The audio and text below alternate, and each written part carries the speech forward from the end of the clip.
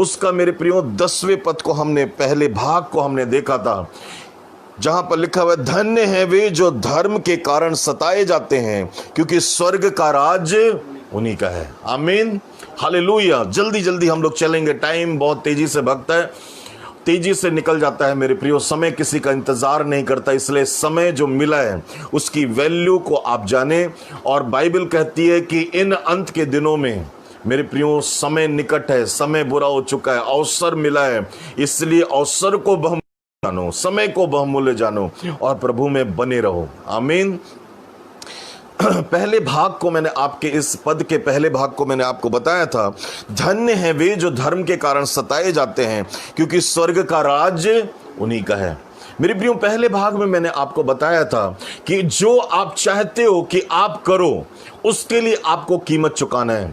अपनी धार्मिकता के लिए मेरे प्रियो आपको कीमत चुकाना है। जो धर्म वर्ड आया है मेरे प्रियो, वो धर्म वर्ड वहां पर नहीं है, परंतु वहां पर धार्मिकता है। बाइबल में जितनी भी जगह धर्म आया है मेरे प्रियो, वहां पर धार्मिकता वर्ड अटैच हुआ है। इसलिए आप इस बात को ध्यान रखो कि जो वचन आप सुन रहे हो, यहां पर लिखा हुआ है, धन्य है वे जो धर्म के कारण क्या किए जाते हैं, धार्मिकता के कारण क्या किए जाते हैं, सताए जाते हैं। सब लोग बोले, धन्य है वे जो धार्मिकता के कारण सताए जाते हैं। हालेलुया।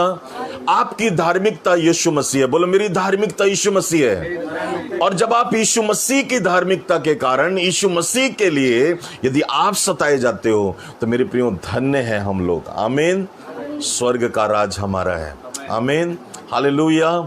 इसलिए परमेश्वर यहां पर मेरे प्रियो हमसे एक वादा करता है, आशीषित हो तुम जब धार्मिकता के लिए तुमको सताया जाए, क्योंकि स्वर्ग का राज तुम्हारा ही है और वो राज्य तुमसे कोई छीन नहीं सकता।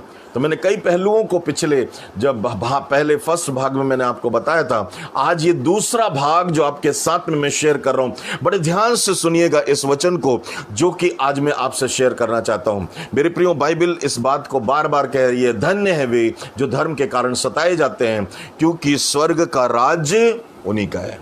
आमीन। और ये राज्य जो है मेरे प्रियो किसी साधारण व्यक्ति का नहीं है, ये राज्य जो है किसी इंसान का नहीं है, किसी देश का नहीं है, परंतु ये जो राज्य है ये परमेश्वर का राज्य है और यहां पर कोई मिलावट नहीं है। मेरे प्रियो, ये जो नियम है, ये जो धार्मिकता है, ये कभी भी लेन देन से, घूसखोरी से, बेईमानी से नहीं खरीदा जा सकता। और मेरे प्रियो, इसके लिए आपको कीमत चुकानी पड़ती है, और वो कीमत है आपको धर्मी बने रहना है, आपको धार्मिकता का जीवन जीना है। बाइबल में कई ऐसे व्यक्ति हैं, नूह जो एक धर्मी व्यक्ति था, धार्मिकता का जीवन जिया। मेरे प्रियो, यूसुफ धर्मी था, धार्मिकता का जीवन जिया। मेरे प्रियो, धर्मी था अब्राहम, उसने धार्मिकता का जीवन जिया। पर प्रश्न आज हमारे सामने है कि बाइबल कहती है, धन्य है वे जो धार्मिकता के कारण सताए जाते हैं। मेरे प्रियो, जरा सोच कर देखें, बाइबल इस बात को बताती है कि मेरे प्रियो, धर्मी होना हमारे लिए सताव को मेरे प्रियो बुलाहट देना है। मानते कि नहीं मानते? यदि आप धर्मी हो तो सताव आपके साथ में होगा। मेरे प्रियो, इसलिए लिखा हुआ है दूसरा तीमुथियुस उसका 3 अध्याय उसके 12वें पद में कि आप यदि धर्मी हो और धार्मिकता का जीवन जी रहे हो तो आप पर सताव होगा। और ये अच्छी बात है, हमारे लिए निकाल कर पढ़ेंगे हम लोग। और ये अच्छी बात है कि हम धार्मिकता के लिए सताए जाएं, हम प्रताड़ित किए जाएं, हम पर उंगलियां उठे, हमारी निंदा की जाए। और बाइबल तीमुथियुस जो है, तीमुथियुस की पुस्तक में पौलुस इस बात को लिख रहा है कि अच्छा है कि तुझ पर सताव आए, क्योंकि तेरा विश्वास इससे बढ़ेगा और तू परखे जाने में सिद्ध होता जाएगा। आमीन। क्या लिखा देखो, दूसरा तीमुथियुस 3 अध्याय 12 पद, पर जितने मसीह यीशु में भक्ति के साथ में, किसके साथ में? भक्ति के साथ, धार्मिकता के साथ में धर्मीपन का जीवन जीते हैं, वही लोग सताए जाएंगे। हालेलुया। क्या लिखा देखो, पढ़ेंगे फिर से, पर जितने मसीह यीशु में भक्ति के साथ जीवन बिताना जानते हैं, वे सब सताए जाएंगे। सब बोलो आमीन। मेरे प्रियो, पेड़ जो होता है, पेड़ में यदि फल लगा है तो उसको तकलीफ सहना पड़ता है ताकि वो अपने फलों को दूसरों को दे सके। हाँ या ना? मेरे प्रियो, पेड़ यदि कहे कि मुझे काटो ना, मुझे दर्द मत दो, तो वो कभी भी अपने स्वाद को बिखेर नहीं सकता। मेरे प्रियो, ये सताव कोई साधारण सताव नहीं है, ये सताव आपकी धार्मिकता के कारण आएगा। आप बोलेंगे क्यों, मैं तो मसीह बन गया हूं तो मेरे जीवन में सताव नहीं आना चाहिए क्योंकि मेरे लिए तो सब कुछ हो गया है।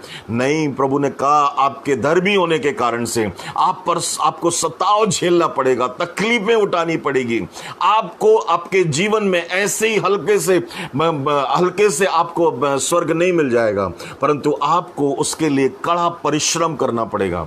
धार्मिकता वो चीज है मेरे प्रियो, धार्मिकता का जीवन वो है जिसमें आप अपने आप को कुछ नहीं समझते, परमेश्वर को सब कुछ समझते हो अपने जीवन में। इसलिए आप कितना भी थक चुके हो, लेकिन आप ये सोचोगे कि मैं प्रभु के साथ कैसा रिश्ता बना सकता हूं।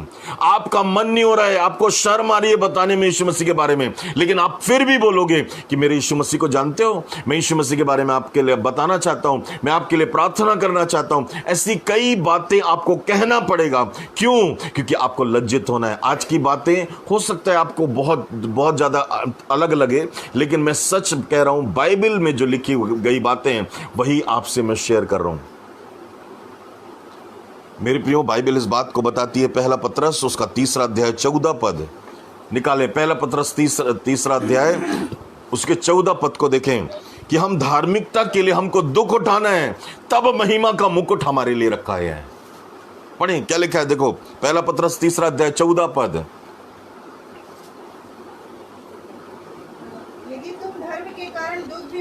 यदि तुम धार्मिकता के कारण दुख भी उठाओ तो तुम धन्य हो, पर लोगों के डराने से मत डरना, क्योंकि उनका काम है डराना। और परमेश्वर ने हमको डर की नहीं परंतु निर्भयता की आत्मा दिया है। आमीन। मेरे प्रिय, हम डरपोक नहीं है। आप प्रभु के कारण सताए भी जाओगे, लोग आपको सताएंगे, लेकिन आपको इस बात को याद रखना है कि आपके धार्मिकता के जीवन के कारण से आप पर लोग उंगली उठाएंगे, आप पर कई तानाकसी करेंगे, आप पर थूकेंगे, आपको बोलेंगे अच्छा है आपके लिए, क्योंकि ये वचन क्या लिखता है, देखो आगे। और ना घबराओ, पर मसीह को प्रभु जानकर अपने अपने मन में पवित्र समझो। जो कोई तुमसे तुम्हारी आशा के विषय में कुछ पूछे, उसे उत्तर देने के लिए सर्वदा तैयार रहो। देखो इसी का 4 अध्याय का 14 पद भी पढ़ो, देखो क्या लिखा है वहां पे।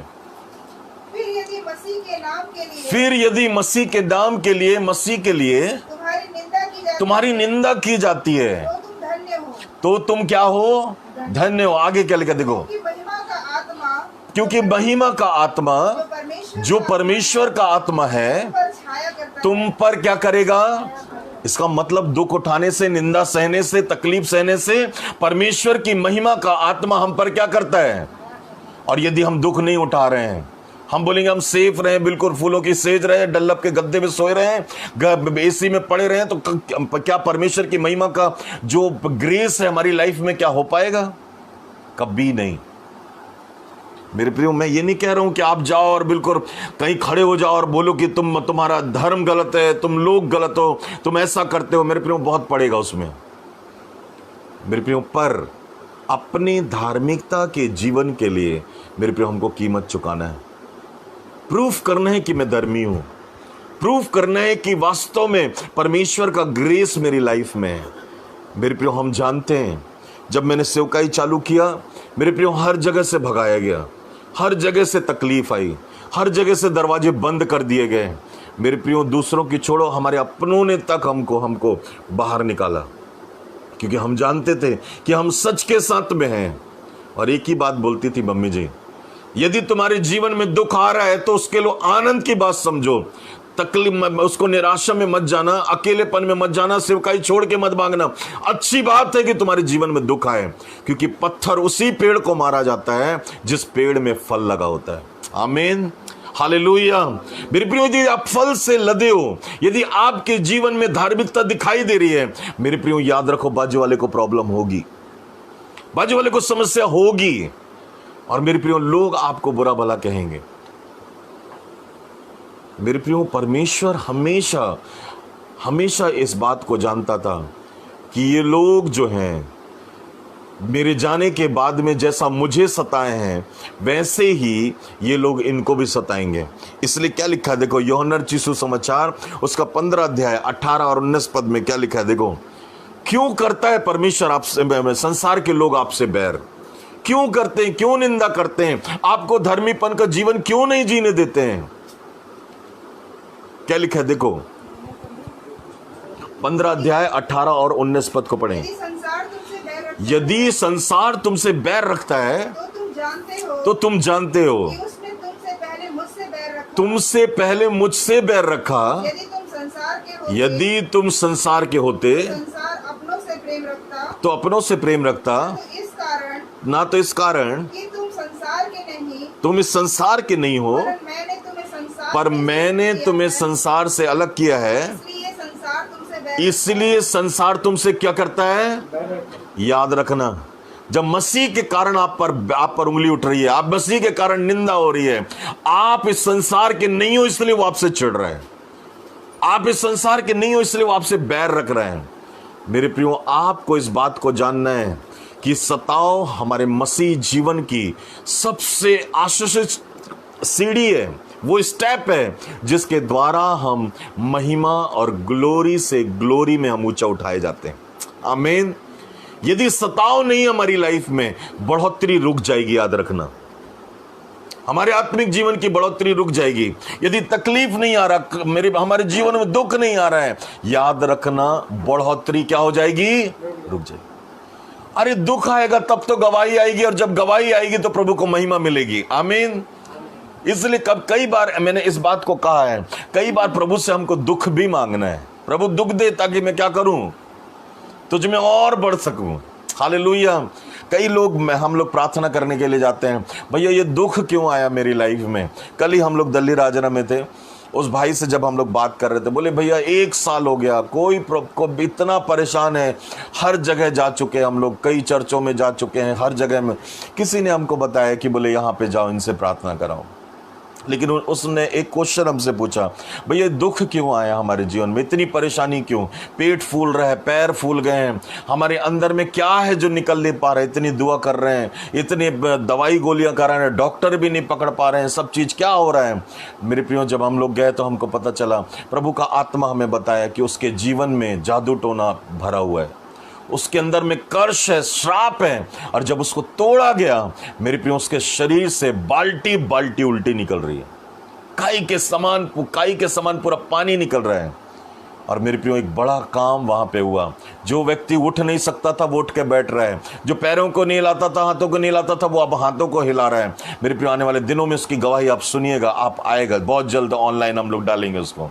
मेरे प्रियो, परमेश्वर आज भी जिंदा है, वो आपके जीवनों में हर दुख को दूर करने के लिए तैयार है। लेकिन मेरे प्रियो, इस संसार में आपको मसीह के लिए दुख उठाना है। आमीन। धार्मिकता के लिए दुख उठाना है ताकि आपको महिमा मिले। आमीन।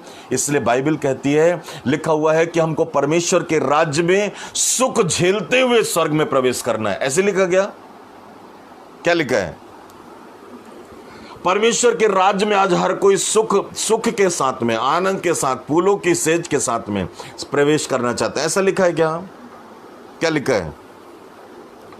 बाइबल में लिखा हुआ है कि हमको मसीह के कारण दुख उठाते हुए स्वर्ग के राज्य में क्या करना है, प्रवेश करना है। हालेलुया। और जिनके जीवन में दुख आ रहा है मसीह के कारण, ऐसे ही नहीं आप जा रहे हो, आग लगाए मालूम है, उसमें हाथ डालोगे तो आपको प्रॉब्लम होगा। आप गलत जगह प्रचार करोगे और बोलोगे मैं मसीह के कारण बड़े बेइज्जत होके आया, थप्पड़ खा के आया, ऐसा नहीं। मेरे प्रियो, आप कर रहे हो और उसके कारण से यदि अनजाने में आपके साथ में हो रहा है, कई लोगों को मैं यूट्यूब फेसबुक में देखता हूं, इस बात को खुद जाकर छपाते हैं और कहते हैं कि मसीह के कारण हमने ऐसा किया। नहीं मेरे प्रियो, धार्मिकता के लिए आपको बुद्धिमान बनना जरूरी है, आपको समझदार बनना भी जरूरी है। मेरे प्रियो, आप प्रचार करो, बताओ प्रभु के बारे में, लेकिन आपको सब परिस्थितियों को देखकर, सब चीजों को देखकर आपको बोलना है और बताना है। आमीन। मेरे प्रियो, विरोध होगा आपकी धार्मिकता के जीवन के लिए।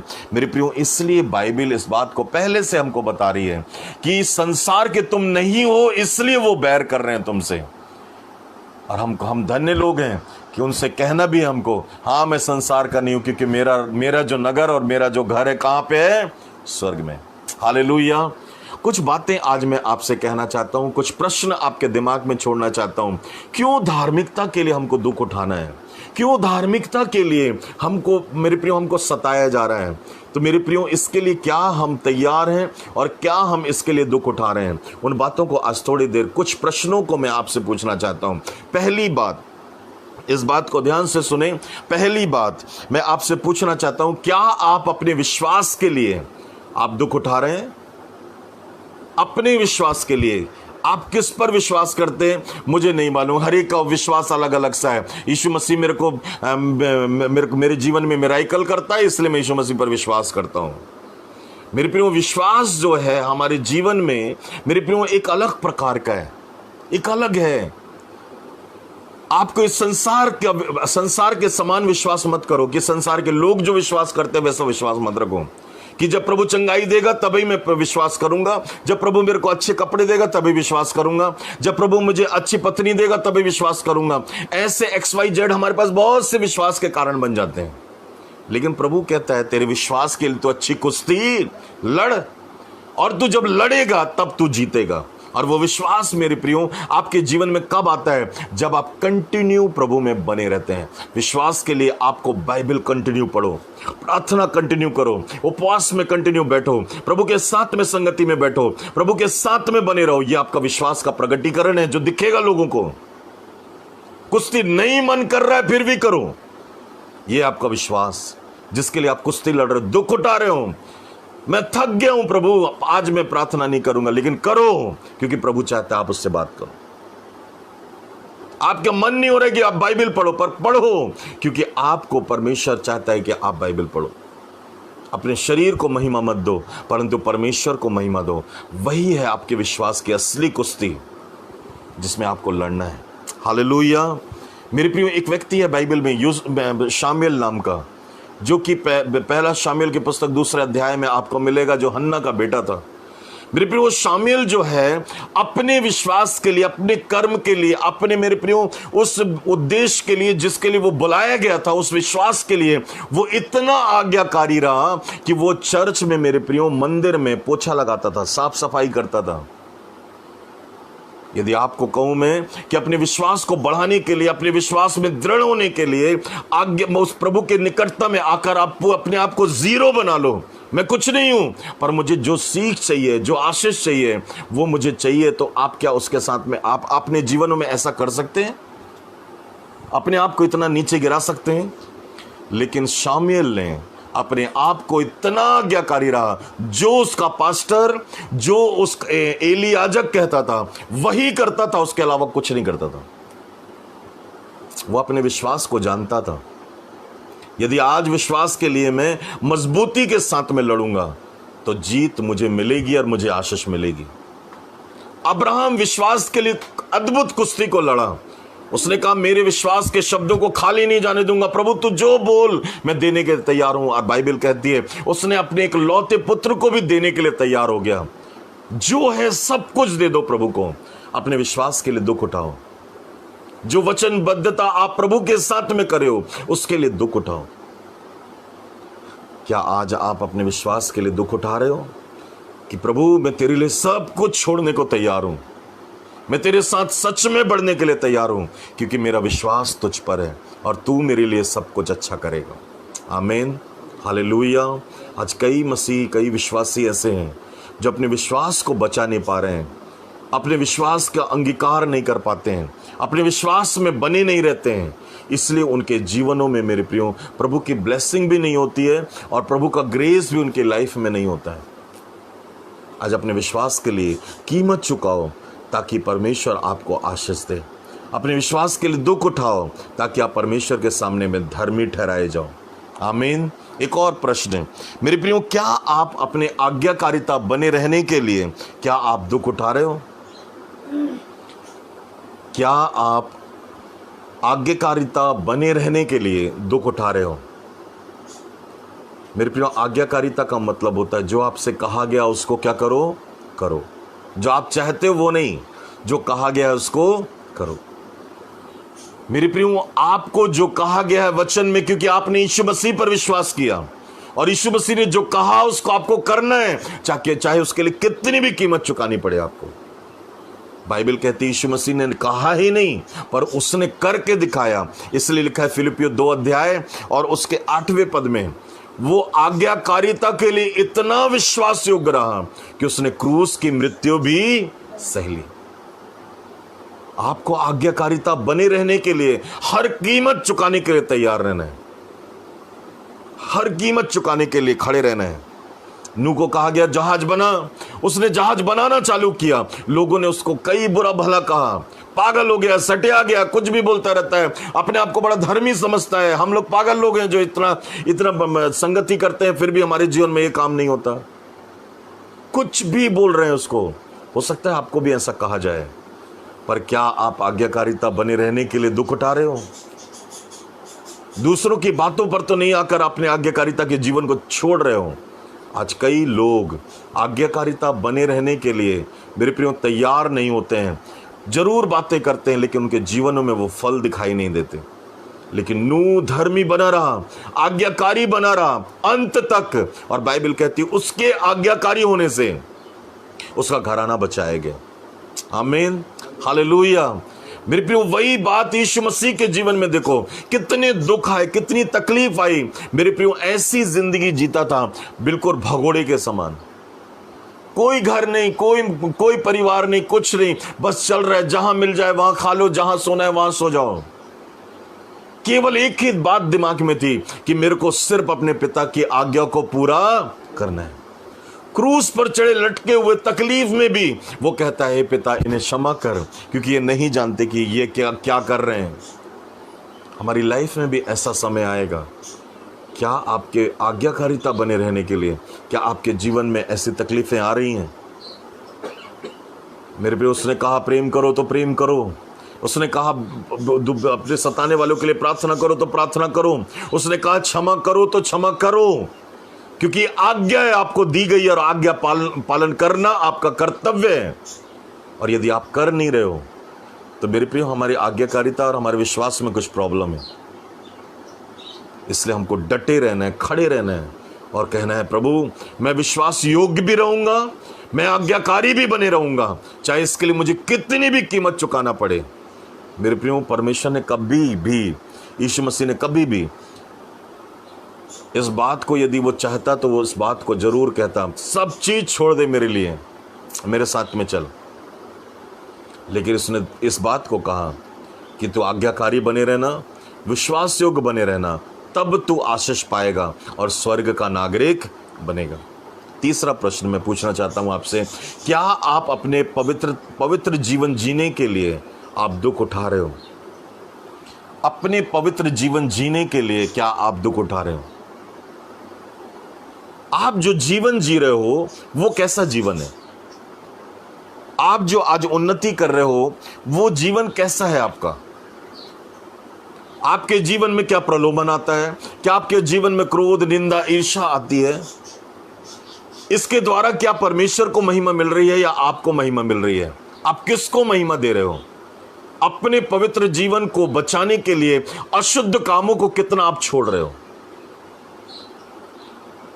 क्या आप कह सकते हो अपने दिल में हाथ रख के कि हाँ, मैं पवित्र जीवन जीने की कोशिश कर रहा हूं? जी रहा हूं नहीं, जीने की कोशिश कर रहा हूं, प्रयास कर रहा हूं कि मैं पवित्र जीवन जीऊं और सब बातों को छोड़ूं। मेरे प्रियो, आपको प्रयास करना है, जीना है पवित्रताई का जीवन, ताकि आपके जीवनों के द्वारा परमेश्वर को महिमा मिल सके। हालेलुया। प्रेरितों के काम की पुस्तक उसका 4 अध्याय 19 और 20 पद को यदि आप पढ़ो, क्या लिखा देखो। परंतु पतरस और यूहन्ना ने उनको उत्तर दिया, तुम ही न्याय करो। क्या यह परमेश्वर के निकट भला है? क्या यह परमेश्वर के निकट भला है?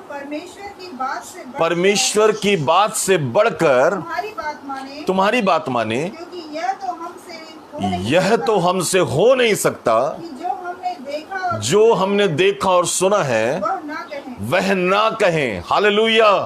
मेरे प्रियो, परमेश्वर इस बात को चेलों के मन में यीशु मसीह ने बात डाल दिया था। वो चेले अब साफ साफ कह रहे हैं, तुम ही बताओ, क्या हम निंदा करते रहे? तुम ही बताओ कि हम चोरी करते रहे? तुम ही बताओ कि हम व्यर्थ बातों में समय बिताएं? तुम ही बताओ कि तुम्हारे जीवनों में जो पाया जाता है वो हमारे जीवन में भी पाया जाए?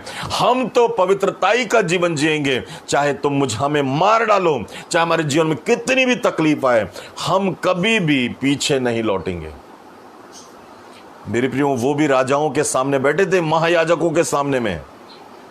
मेरे प्रियो, उनके सामने बैठे थे जो उनको एक बार बोलने से उनको दंड दिया जा सकता था, उनको फांसी, उनको मृत्यु दंड दिया जा सकता था, परंतु उन्होंने एक बात को कहा, तुम ही फैसला करो, तुम ही बताओ कि हम किसकी बात माने, परमेश्वर की या तुम्हारी बात माने, संसार की माने या आत्मिक बातों को माने।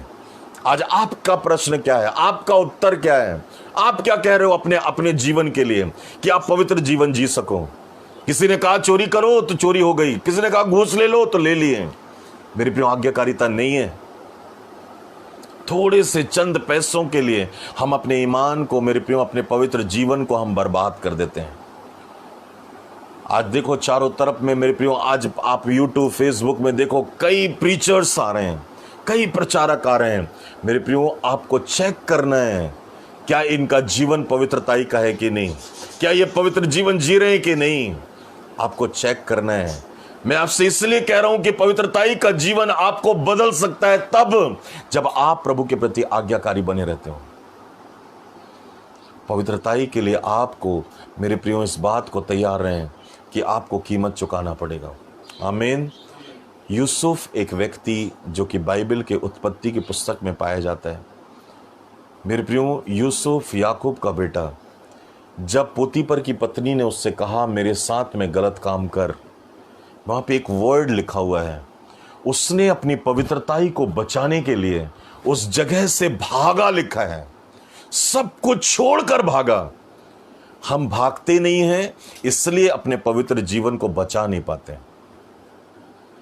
हम वहां से अलग होते नहीं, हमको मजा आता है जहां पे आप देखना, आप ध्यान से सुनो इस बात को, आप आज के बाद आप जान पाओगे, जहां चुगलियां होती हैं, जहां बुराइयां होती हैं, हमारे कान हमको ऑटोमेटिक खींच के ले जाता है, ऑटोमेटिक हमको मजा आने लगता है, हंसी आने लगती है। जहां पर किसी की बुराई होती है, हमको खुशी होती है कि यहां पे इस फलाने व्यक्ति की बुराई हो रही है। और याद रखो, ये छोटा सा गलत डोज, एक छोटी सी बात हमारे आत्मिक जीवन को प्रभावित करती है।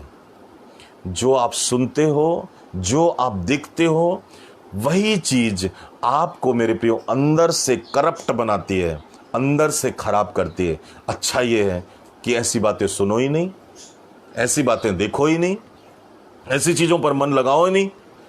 आपका जीवन, जो पवित्र जीवन है, वो कभी भी बर्बाद नहीं होगा। मेरे प्रियो, मैं फिर से कहना चाहता हूं, क्या आप पवित्र जीवन जीने के लिए, अपने जीवन को जीने के लिए, क्या आप दुख उठा रहे हो? यदि आप तैयार हो प्रभु के साथ में स्वर्ग जाने के लिए, प्रभु के साथ में हर कोई चाहता है कि हम स्वर्ग जाएं, लेकिन स्वर्ग जाने के कुछ रूल और रेगुलेशन है, कुछ नियम है जिसको फॉलो करना है हमको। यदि हम नहीं फॉलो करेंगे, मेरे प्रियो, हम स्वर्ग क्या उसका देख भी नहीं पाएंगे। इसलिए आज समय है कि हम डिसीजन लें। इसलिए परमेश्वर यीशु मसीह ने इस बात को कहा, धन्य है वे जो धार्मिकता के कारण सताए जाते हैं, क्योंकि स्वर्ग का राज्य उन्हीं का है। मेरे प्रिय, यदि आपकी धार्मिकता के जीवन को, मेरे प्रिय, जीने में आपके जीवन में तकलीफ आ रही है, परेशानी आ रही है, आपको कहा जा रहा है, आपको प्रताड़ित किया जा रहा है। एक बहन कहती है, भैया मुझे बाइबल पढ़ने नहीं दिया जाता है, मेरे पास में उपवास रखने का समय नहीं रहता है, मेरे पास में एक मेरे को प्रार्थना में बैठने का समय नहीं रहता है। मैंने कहा, बहन क्यों ऐसा हो रहा है? बोले, मेरे ससुराल वाले मुझे बाइबल नहीं पढ़ने देते हैं। बोले, काम कर काम कर काम कर। मेरे बोले कि मैं प्रार्थना करने नहीं देते हैं, बोलते हैं काम दे देते हैं मेरे को, मैं बाइबल नहीं पढ़ पाती, ना उपवास रह पाती, मैं क्या करूं? मैंने कहा, प्रार्थना कर बहन, परमेश्वर तुझे उनके मन को कायल करेगा। और मेरे प्रियो, पिछले दिनों फ़ोन जब आया उनसे तो मेरी बातचीत हुई, उसको परमेश्वर ने बुद्धि दिया। मैंने नहीं बोला, परंतु मैंने नहीं बताया, परंतु मैंने उनको परमेश्वर ने बुद्धि दिया कि वो जब काम कर लेती थी, जब उसको समय मिलता था, मेरे प्रियो, वो 5-10 मिनट बाइबल पढ़ना चालू करी, उपवास में रहना चालू करी, वो प्रार्थना में बैठने लगी। और कितना भी बिजी क्यों ना हो जाए, वो कहती भैया अब मैं प्रभु के साथ में बैठकर संगति करना जान गई हूं। मैं समय निकाल कर प्रभु के साथ, मैंने तो पहले काम करती थी और सो जाती थी, लेकिन अब मैं इस बात को जान गई हूं कि मेरे प्रभु के साथ में आनंद कैसे मनाया जाता है। अब मैं आनंदित हूं। अब वो चुगली नहीं करती अपने परिवार की, अब वो ये बोलती है मेरा परिवार सबसे अच्छा है भैया, और वो मुझसे कहती है मेरे परिवार के लिए, मेरे पति के लिए, मेरे सास ससुर के लिए, मेरे लोगों के लिए प्रार्थना करो। आमीन। सोचो, जब एक महीने में इतना परिवर्तन आ सकता है उस बहन में, जब एक महीने में उसके शब्दों में इतना परिवर्तन आ सकता है प्रभु के साथ में सिर्फ 15-20 मिनट बैठने से, सोचो प्रतिदिन यदि हम 1 घंटा, 3 घंटा, 2 घंटा यदि देने लगे, सोचो हमारे जीवन में कितना परिवर्तन आएगा। आमीन, हालेलुया। एक बात कहूंगा मेरे प्रियो, पानी की वैल्यू वही बता सकता है जिसको प्यास लगाओ। यदि आप प्यासे हो पवित्रताई के लिए, विश्वास योग्यता के लिए, आज्ञाकारिता के लिए, तो आप इतने डटे रहोगे और लड़ोगे चाहे कितना भी तकलीफ आए। मेरे प्रियो, आपकी धार्मिकता को कोई छीन नहीं सकता। अय्यूब के जीवन में तकलीफ जरूर आई, परंतु उसने कहा परमेश्वर ने लिया, परमेश्वर ने दिया, परमेश्वर का नाम, परमेश्वर ने उसको डबल दिया। आज बारी हमारी है मेरे प्रियो कि हम अपनी धार्मिकता के लिए, अपने विश्वास के लिए, अपने पवित्र जीवन के लिए मेरे प्रियो हम कीमत चुकाएं। आमीन, हालेलुया। आइए अपनी आंखों को बंद करें, थोड़ी देर इन 3 प्रश्नों पर आज हम मनन करें, खुद को चेक करें और प्रभु से इस बात को पूछें, प्रभु क्या मैं विश्वास के लिए दुख उठा रहा हूं कि नहीं। खुद से क्वेश्चन करें, प्रभु क्या मैं अपने विश्वास के लिए दुख उठाने के लिए तैयार हूं। प्रभु आप मुझे ऐसा बनाएं ताकि हमेशा आज्ञाकारी रहूं और तेरे नाम की बड़ाई करूं। क्या आप परमेश्वर के साथ में, परमेश्वर की महिमा के लिए दुख उठाने के लिए तैयार हो कि परमेश्वर आपको कह सके कि हाँ, ये मेरा प्रिय बेटा है जिसने मेरे लिए दुख उठाया, आज स्वर्ग के राज में तेरा स्वागत है। मेरे प्रिय, अपने विश्वास को देखो, अपनी पवित्रताई को देखो, अपने आज्ञाकारिता को देखो। क्या आप वास्तव में प्रभु के साथ में बनने के लिए तैयार हो? क्या परमेश्वर इसे देखकर प्रसन्न होता है आपके जीवन को? क्या वो खुश होता है आपके जीवन को देखकर कि वो कहे कि मेरा विश्वास योग्य बेटा है ये, जो मेरे लिए हर कुछ सहने को तैयार है और मेरे साथ में बना हुआ है। आज अपने लिए, खुद के लिए प्रार्थना करो। इससे पहले कि हम आज की आराधना को समाप्त करें, मैं चाहता हूं कि आप अपने लिए प्रार्थना करो, अपने जीवन के लिए, अपने परिवार के लिए प्रार्थना करो, ताकि प्रभु हमसे कह सके धन्य है तू, क्योंकि तूने धार्मिकता के लिए दुख उठाया, इसलिए स्वर्ग का राज तेरा है। धन्यवाद प्रभु यीशु मसीह। आज तेरे बच्चों ने प्रभु तेरे वचन को सुना है। मेरी प्रार्थना है प्रभु इनके जीवनों में पिता तेरा ग्रेस, तेरा फेवर इनके साथ में हमेशा बना रहे। मेरी प्रार्थना है प्रभु कितनी भी तकलीफ क्यों ना आए, पर ये तुझ में बने रहें और तेरे नाम की बड़ाई और तारीफ करते रहें। धन्यवाद पिता, इनके साथ में रहें, इन्हें आशीष दें और प्रभु इनके जीवनों में अद्भुत कामों को होने दें। मुश्किलें कितनी भी हो, असंभव कुछ भी नहीं। मुश्किलें कितनी भी हो, असंभव कुछ भी नहीं। कितनी भी हो, असंभव कुछ भी नहीं। कारावास या शेरों की मां न रोक सके प्रभु कहा।